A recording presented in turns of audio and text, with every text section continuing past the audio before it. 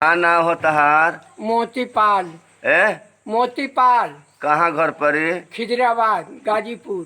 खिदराबाद गाजीपुर। जी अच्छा, ई कौन बीमारी निक भइल बा वीडियो बनता? बाबा हमके बीमारी ई रही है, हाँ खांसी बड़ी तगड़ी होते रही है, हाँ आ बुखार रही, मलेरिया, हाँ टाइफाइड हाँ।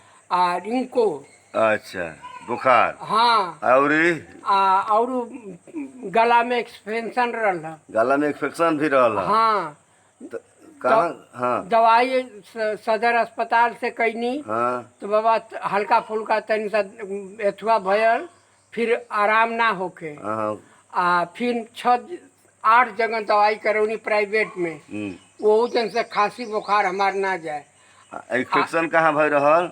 गला में बाबा, गला में। अच्छा, हाँ दवाई खाद खाद तो ई कुल लोग का कहे तारा के? कहलो कि कोरोना हो गल हुए, ए? कोरोना हो गल हो बाबा। कोरोना हो हाँ गइल बा। सब दूर दूर रहे। सब दूर दूर रहे। हाँ तब जौन बाटे कि हमके हमार साधु भैया एगो रहल हमारे साथे काम करे न, तो वो हमके लिया न काली माई के हैं, यहाँ के दवाई करत न, तो तब से बाबा हम बहुत आराम बारी, साल भर हो गए निक भइला। निक हेम के घुमत हे पड़े मुंह के साल भर हो गइल। हम बढ़ जा बैठल साल भर हो गइल, माने निक हो खला। निक हो गल बाबा वही साल भर।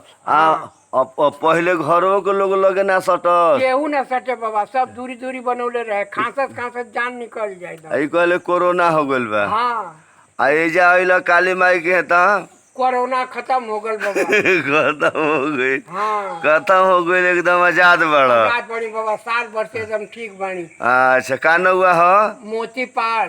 पिताजी के फौजदार पाल। बताओ, माई जी के भक्ति कैल हो तब न निक भइले। सब मैया जी के न लीला हो।